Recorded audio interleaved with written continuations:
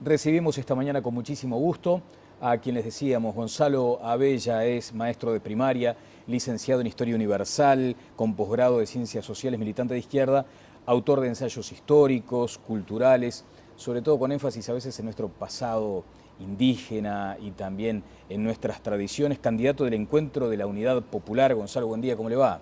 Muy bien, muy feliz y muy contento de estar aquí contigo, Daniel. Bueno, Gonzalo, creo que la última vez que nos vimos fue allá por Tacuarembó, en la Patria Gaucha. De hecho, usted ahora ha estado en estas horas allá en el Pago, como se Ah, dice, sí, en el pago más grande. en el Pago más grande de la patria. Bueno, pero me querría detener un poquito en esto de su condición de historiador, porque fue muy enfática su defensa de la nación charrúa.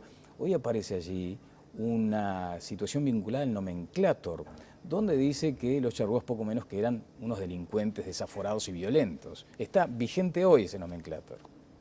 La historia de los vencedores siempre es así, es decir, incluso se le atribuye crímenes que a veces son de genocidio, se le atribuyen al otro. Pero lo más sutil que se ha hecho contra los charrúas en este país es desconocer su importante trascendencia en la historia.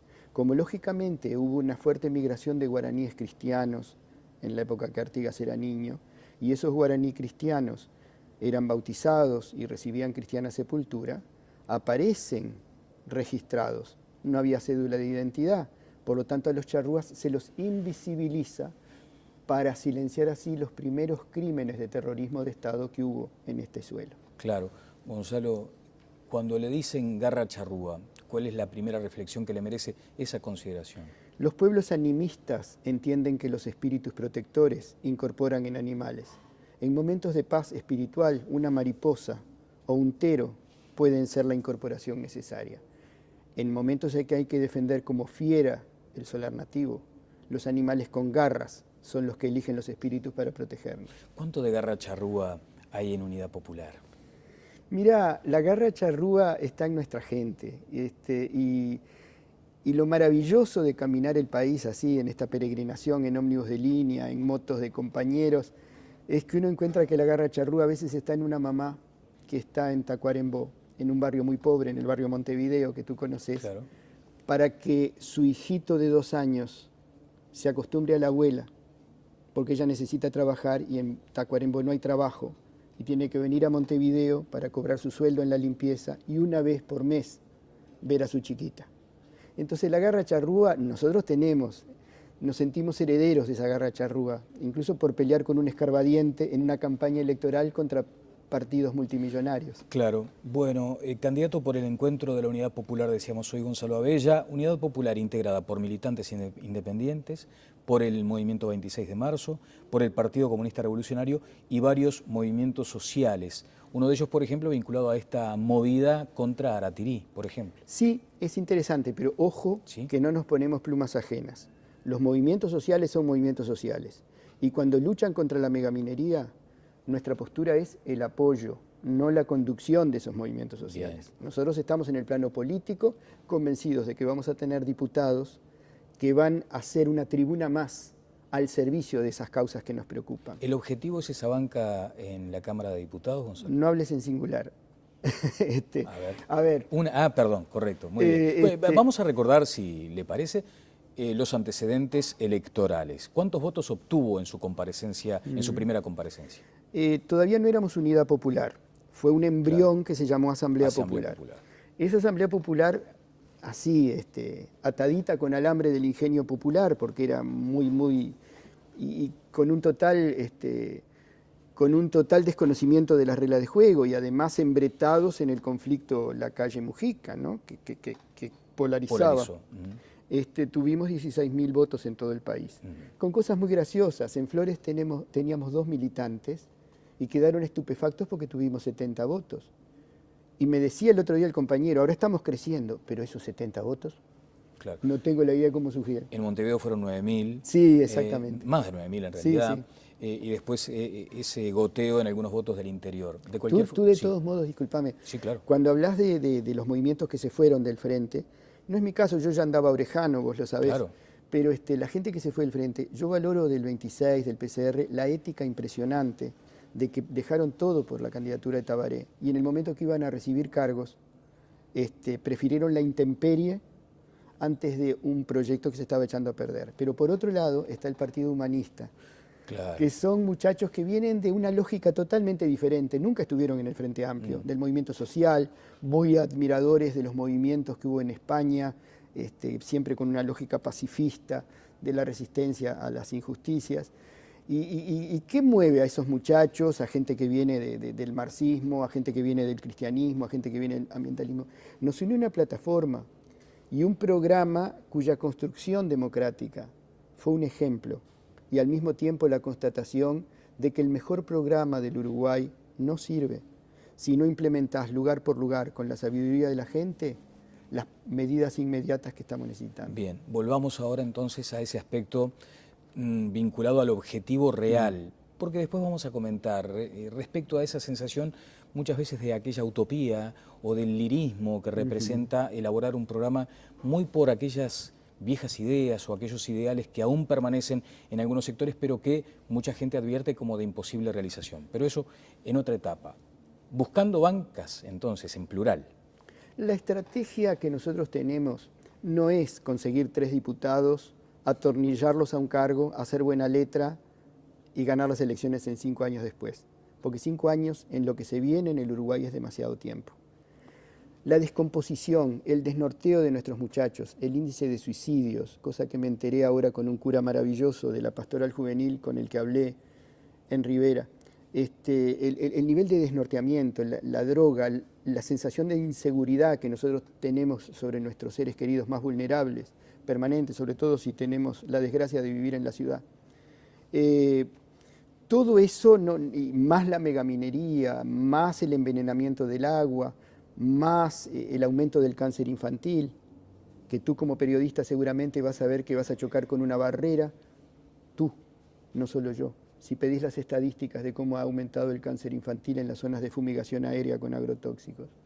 Todo eso implica que nuestra idea es poner una bancada de diputados y eventualmente algún senador a los efectos de generar una tribuna que exija un sinceramiento de algunos temas, instalar en el Parlamento algunos temas que no están dados y ayudar a una trinchera de ideas ciudadana que genere una opinión pública para presionar a los parlamentarios a sincerar toda la situación y a tomar medidas de mitigación de los impactos más nefastos de lo que está pasando. Bien, Gonzalo, en términos numéricos la brecha es enorme entre aquellos 16.000 votos y los necesarios para alcanzar. Yo creí que en dólares, porque ahí la brecha es mucho más grande. Bueno, eso seguramente sí. Pero digo, ¿dónde se pesca ese voto entonces? ¿Dónde se convoca? ¿Dónde se seduce? ¿Dónde se enamora? Mira, yo estoy, viste, por mi relación con los movimientos tradicionalistas, descubriendo un voto saravista orejano que nos está acompañando. Desde luego, la izquierda descontenta, que ha entendido el show pícaro de la senadora Constanza Moreira, más de lo mismo. ¿Por qué show pícaro? Porque el partido Frente Amplio hace lo mismo que hacía el Partido Colorado cuando yo era niño. ¿Una operación? Luisito Valle, el papá de Jorge, un hombre muy astuto, se desprestigiaba un poco porque Estados Unidos lo había despreciado y él no quería.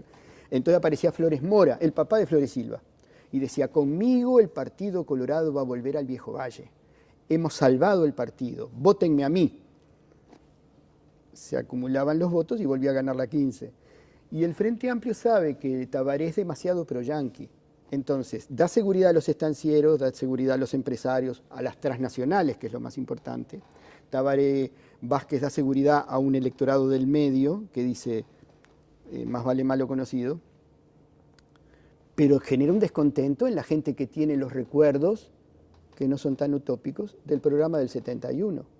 Entonces, vos necesitas a esa gente captarla, porque necesitan en las internas, sobre todo, una buena votación que Tabaré solo. Entre los votantes de Tabaré no irían a votar el primero. Quiere decir que desde el punto de vista de unidad popular, lo de Constanza Moreira es una maniobra. Vos sabés, podés hacerlo tú como periodista mucho mejor que yo. Yo pedí a periodistas, dame el prontuario de una mujer que aparece misteriosamente en el Parlamento para ver qué hizo. Y dice, no te gastes, me dice el periodista, teclea Parlamento Gub UI, el icono de nuestros legisladores, Constanza Moreira, a ver, y ahí averiguá si votó una sola vez sin ser soldado de la obediencia debida.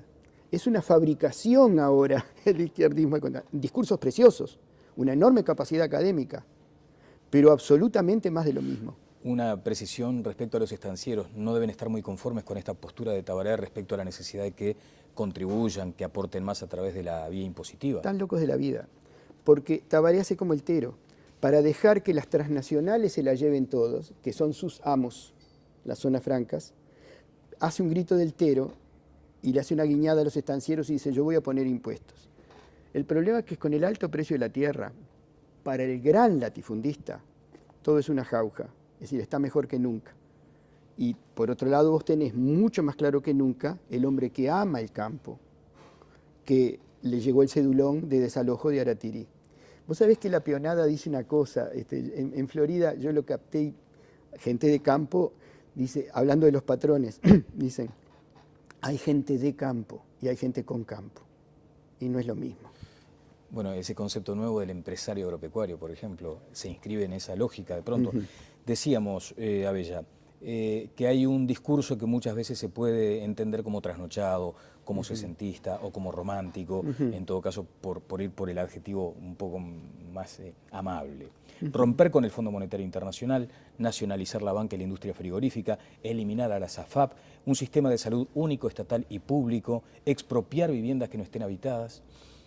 ¿Cuánto de posibilidad de concreción? Qué bueno que hiciste esa pregunta. Nosotros necesitábamos armar ese programa porque de fuerzas que venían de distintas raíces, ¿no? Incluso gente que viene por lo que yo llamo el voto de intuición ética, que no estaba en nada, pero dice, no, esta gente es distinta, porque en este país, por suerte, somos pocos y nos conocemos, y cada cual sabe cómo vive el otro. Si quiere averiguarlo, lo sabe. Entonces nosotros necesitábamos imperiosamente redefinir el rumbo estratégico al que vamos, lo que no significa en modo alguno que seamos tan irresponsables de pensar que ese es el programa que vamos a aplicar el día siguiente de que entremos en la bancada parlamentaria. Es decir, programa es línea estratégica. Ahora vamos a trabajar con una plataforma electoral, que la vas a tener en los próximos días, porque por falta de plata a veces imprimimos tarde. Vas a conocer la plataforma electoral y a partir de ahí empieza el trabajo en los departamentos, en cada pago, en cada barrio, para implementar medidas de mitigación de impactos de lo peor que está pasando y de construcción de pequeños éxitos muy sencillos, pero que recuperen lo que ha perdido el uruguayo. ¿Cuál, por ejemplo?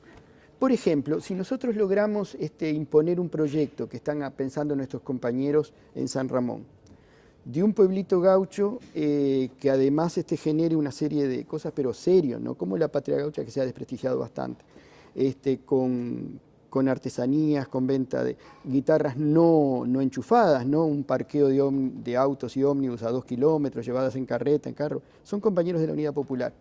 Se crea una fuente de trabajo para los gurises de la zona. Como una reserva. Bilingües, ahí está, expertos en temas gauchos, con pinchas gauchas, se vende guasquería, se vende pasteles, se vende todo, se hacen danzas para el turismo, se hace una huerta orgánica para productos orgánicos y se incorpora al circuito de los cruceros.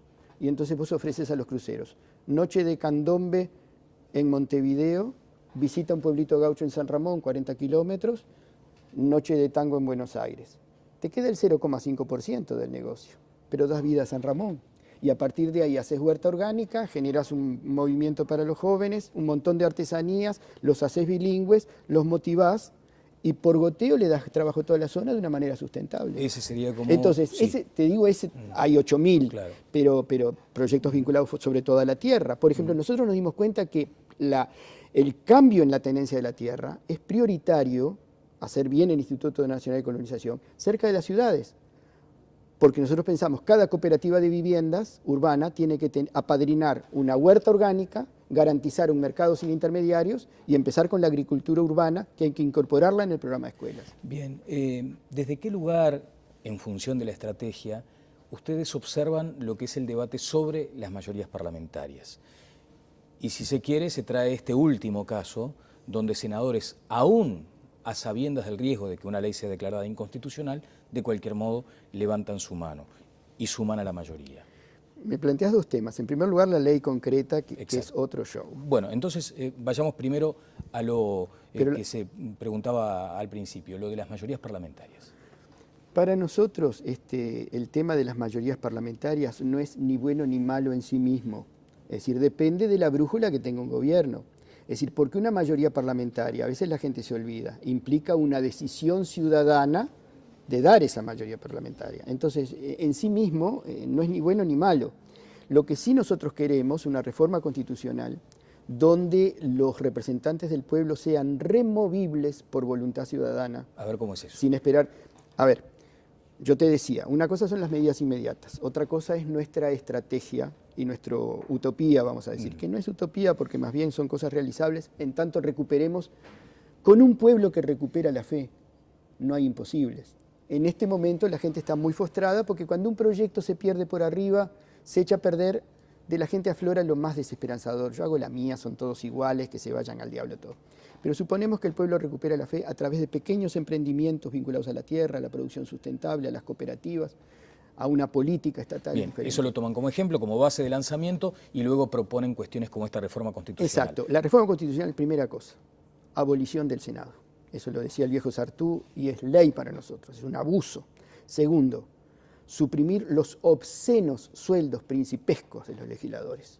Un legislador tiene que vivir con media canasta básica y si no, que no se meta. Porque es, como decía Artigas, los cargos públicos no son para beneficio, son para el servicio. Y cuando se advierte de ese riesgo eventual de que se preste, por ejemplo, para otras prácticas indebidas en el ejercicio de su cargo, como la corrupción, porque a un legislador le tienen que pagar bien, no porque sea corruptible, sino porque tiene se supone, una dedicación plena, una necesidad de estudiar, de aplicarse, de ¿Vos formarse. sabés que Artigas decía cuando Barreiro lo traiciona, ¿no? Hablando de Montevideo, tal pareciera que todo se corrompe al llegar a esa. Él estaba muy indignado en Purificación. ¿Y dónde se gobernó mejor para la patria? ¿En el ranchito de barro de Purificación o en las paredes blindadas de mármol del Palacio Legislativo? La corrupción no la da la falta de dinero. Yo vi muchísimo más dignidad en la gente humilde de mi país que en gente podrida en plata, que a través del terror que le produce perder su estatus es capaz de cualquier agachada. No creo que un sueldo alto sea garantía contra la corrupción. Y decíamos eso de la posibilidad de que sean removibles. Bueno, el problema es esto. ¿En función de qué se removería a un legislador? En función del veredicto popular. Es decir, hay experiencias en la historia, hay experiencias en muchos países. ¿Que habría una elección a medio periodo, por ejemplo? O una rendición de cuentas establecida por la Constitución que exija un revocamiento a través de plebiscitario. Ajá. Entonces, pero son ideas que nosotros estamos organizando, porque eso sí es parte de los lineamientos estratégicos, con gente muy linda que viene del marxismo, o que viene, por ejemplo, de los humanistas, cuya utopía no es un gobierno obrero, es una construcción de autogestión donde la democracia representativa pase cada vez más a una representación directa. Pero hay una cosa, sí. Dentro de esas estrategias, la unidad popular tiene que tener bien claro qué es y qué no es. ¿Y qué es? Fundamentalmente es un programa de emergencia, en primer lugar, a los efectos de frenar un modelo neoliberal. Y en segundo lugar, una estructura ciudadana democrática que definitivamente, hoy te lo puedo decir, 2 años atrás no, llegó para quedarse más allá del resultado electoral. ¿No es temerario afirmar que el Frente Amplio es la nueva derecha? Bueno, me gustaría que tú me dieras argumentos porque me encantaría pensar que no. Pero si bien el Frente Amplio no hizo todo mal, los proyectos MEC en el interior, el canal oficial está mejor que antes, desde el punto de vista, por ejemplo, del campo y de lo que era el sueño de la reforma agraria, en 9 años de gobierno se expulsaron 10.000 familias del campo con predios menores a 100 hectáreas, productores de alimentos. Y después nos preguntamos por qué crece el precio de la fruta y la verdura. Eso es neoliberalismo. La Unidad Popular no se opone a la inversión extranjera, pero negociada desde un proyecto de país y no la entrega de que se la llevan toda y no pagan nada. En este caso hay una contraprestación de Aratirí, más allá de las diferencias que existen entre el presidente y el ministro respecto a lo que quedaría por el canon o como, digamos, ganancias derivadas de la extracción del hierro, hay una contraprestación. ¿Están de acuerdo con ese concepto entonces? No, el problema es que Aratirí no deja nada. Es es decir, porque de eso descuenta los gastos de prospección y declaraciones fictas que nadie sabe qué va a sacar, porque además no te olvides que no sale para un puerto del Uruguay, todo sale por una zona franca que es de ellos. Y es tan servil el gobierno uruguayo, porque no hay otra palabra, que les crea una regasificadora trucha que destruye toda la pesca artesanal, o sea, que induce a los muchachos más débiles de Santa Catalina, que son pescadores de tradición, a hacer malabarismos o a hacer algo rebelde, porque destruye la pesca artesanal de uno de los pesqueros más ricos del país, destruye barrios enteros de pescadores, a los efectos de que van a destruir el ecosistema, eso tú lo sabes, para que Aratirí tenga el gas licuado, el gas que necesita, ¿no? Bueno, Gonzalo, queremos agradecer estos minutos, habrá más porque es un año electoral que se insinúa ya con todas sus características, por lo tanto tendremos oportunidades más adelante para hablar de estas cuestiones, pero la pregunta final tiene que ver con ese ataque muy acentuado al Frente Amplio. Parece que fueran los más opositores al Frente Amplio. ¿Es por aquello de que cuando uno se desencanta con alguien de la familia le pega más duro? ¿Cómo se resuelve esa lógica? Para que la gente entienda, porque basta escuchar, por ejemplo, a la 36 y uno entiende el énfasis o entiende la inquietud de la gente por ese énfasis en el ataque. La 36 es la radio de un movimiento, de los 9 movimientos, más los arejanos. Pero lo tomo como referencia. Pero es de una gran generosidad, porque teniendo bastantes dificultades económicas, nos da a la fórmula un espacio donde nosotros llegamos, claro, y los periodistas se van, es decir, nosotros tenemos total libertad. Pero ¿sabés lo que pasa? Yo pienso en la historia de Artigas, y yo le tengo mucho más bronca a Rivera que al virrey, porque hace tanto daño. Dice Citarrosa, dice mi pueblo que un solo traidor puede con 1000 valientes. Y cuando el traidor golpea en serio, golpea el ánimo. Yo lo que no le perdono al doctor Tabaré Vázquez es que tuvo la posibilidad de convocarnos a todos, hasta los descreídos, a un proyecto y mató una esperanza. Y hoy los jóvenes no creen en nada. Blancos y colorados, que son nefastos, son más transparentes. Entonces a mí me duele lo que hizo el Frente Amplio, como Rivera. Porque Mujica es Rivera, ¿eh? Rivera gobernaba desde un rancho, le faltó la perrita de 3 patas, y decía yo soy un oriental liso y llano, mientras hacía todo lo que hizo. Pero que es una impostura, digo, aparenta ¿Impostura? Lo que no es. Oí atentamente el discurso de Mujica en la ONU, a ver si se come una S. Ahí la vanidad venció al personaje. Oí otra vez el discurso de Mujica en la ONU. Un comentario muy breve, esto de Guantánamo. No tenemos la información porque, igual que las cláusulas de Aratirí, lo que hace este gobierno más importante es todo secreto, o las cifras de mortalidad infantil con el cáncer. No tenemos las cifras. Todo lo que sea con Obama, hablando de un huele a azufre. Muchas gracias, Gonzalo. No, gracias a ti, Daniel. Gonzalo Abella, precandidato de Unidad Popular, precandidato presidencial. Pausa y seguimos adelante en Telebuen Día.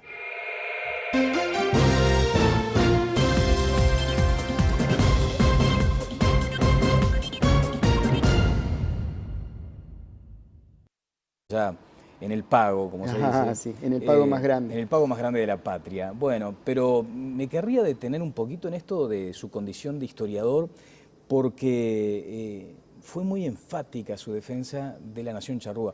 Hoy aparece allí una situación vinculada al nomenclátor, donde dice que los charrúas poco menos que eran unos delincuentes desaforados y violentos. Está vigente hoy ese nomenclátor.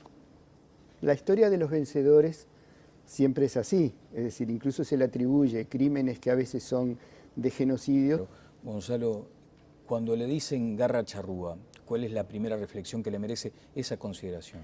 Los pueblos animistas entienden que los espíritus protectores incorporan en animales. En momentos de paz espiritual, una mariposa o un tero pueden ser la incorporación necesaria. En momentos en que hay que defender como fiera el solar nativo, los animales con garras son los que eligen los espíritus para protegernos. ¿Cuánto de garra charrúa hay en Unidad Popular? Mirá, la garra charrúa está en nuestra gente y se le atribuyen al otro, pero lo más sutil que se ha hecho contra los charrúas en este país es desconocer su importante trascendencia en la historia. Como lógicamente hubo una fuerte migración de guaraníes cristianos en la época que Artigas era niño, y esos guaraní cristianos eran bautizados y recibían cristiana sepultura, aparecen registrados. No había cédula de identidad, por lo tanto a los charrúas se los invisibiliza para silenciar así los primeros crímenes de terrorismo de Estado que hubo en este suelo. Claro. Y lo maravilloso de caminar el país así, en esta peregrinación, en ómnibus de línea, en motos de compañeros, es que uno encuentra que la garra charrúa a veces está en una mamá que está en Tacuarembó, en un barrio muy pobre, en el barrio Montevideo, que tú conoces, Claro. para que su hijito de 2 años se acostumbre a la abuela, porque ella necesita trabajar y en Tacuarembó no hay trabajo, y tiene que venir a Montevideo para cobrar su sueldo en la limpieza y una vez por mes ver a su chiquita. Entonces la garra charrúa nosotros tenemos. Recibimos esta mañana con muchísimo gusto a quien les decíamos, Gonzalo Abella es maestro de primaria, licenciado en Historia Universal, con posgrado de Ciencias Sociales, militante de izquierda, autor de ensayos históricos, culturales, sobre todo con énfasis a veces en nuestro pasado indígena y también en nuestras tradiciones, candidato del Encuentro de la Unidad Popular. Gonzalo, buen día, ¿cómo le va? Muy bien, muy feliz y muy contento de estar aquí contigo, Daniel. Bueno, Gonzalo, creo que la última vez que nos vimos fue allá por Tacuarembó, en la Patria Gaucha. De hecho, usted ahora ha estado en estas horas allá.